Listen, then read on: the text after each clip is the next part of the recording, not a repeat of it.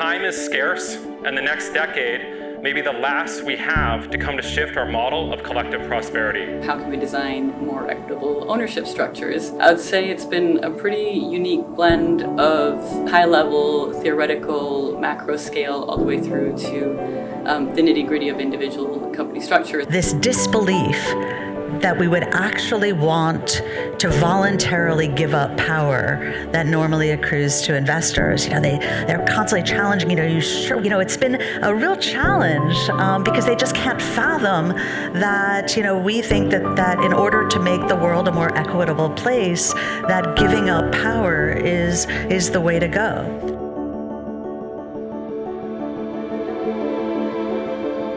That is the hard work that the folks in the room are here to do today. Why is owning renewables so hard? Why aren't more people doing it? What it comes down to is it's expensive. The average cost of completing a renewable deal is $200,000 and $2 million. I would like to personally write the first $10,000 check to this project. And I hope some of you in the room will join us in doing that. You can tokenize royalties, for example, collateralize those royalties for artists. And that just creates a much larger world for the creatives in that space. Advances in artificial intelligence, blockchain, and renewable energy are reshaping our world. The tools we need, are sitting right there.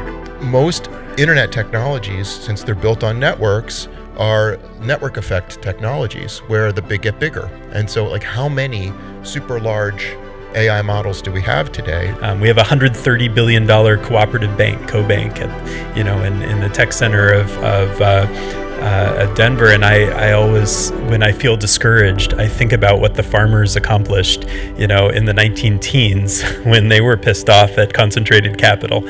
Today, this is true 3 years ago, sadly, and then the data evolved and it's still true today. The median homeowner in America has $400,000 in net wealth. The median renter has $10,000, and of course, half have less than that. That's a 40 times wealth disparity. We have solutions that can actually close that gap in a renter's lifetime. Already proven, already in place. Now it's about, hey, how do we go from a fraction of a percent of the housing stock in America to scale? So I was excited about this event, the ownership economy, because I think it's helping bring together a lot of different solutions to a lot of different problems, meaning a lot of times we talk about things like climate change, inequality, apathy, lack of problem solving. And I think the underlying reason why those things aren't being addressed is because people don't feel a sense of ownership in the outcomes. They don't feel like their actions have real outcomes at the end of the day. We can build a next layer of financial services and products around these tokenized assets that they'll be like a new financial ecosystem. And so I think that people are starting to realize the power of that system, and actually it's aligned with how humanitarian aid is evolving. It is evolving from providing products and services more to doing cash assistance. Been long-standing investors in kind of new finance platforms. So we were early investors in Lending Club and in Funding Circle, and there was this long idea of giving people access to loan origination. And what we've learned over the years is that the interesting challenge is actually getting that into some kind of retail distribution. These institutions and these methods of ownership, shared responsibility, shared opportunity, have been around for centuries or longer.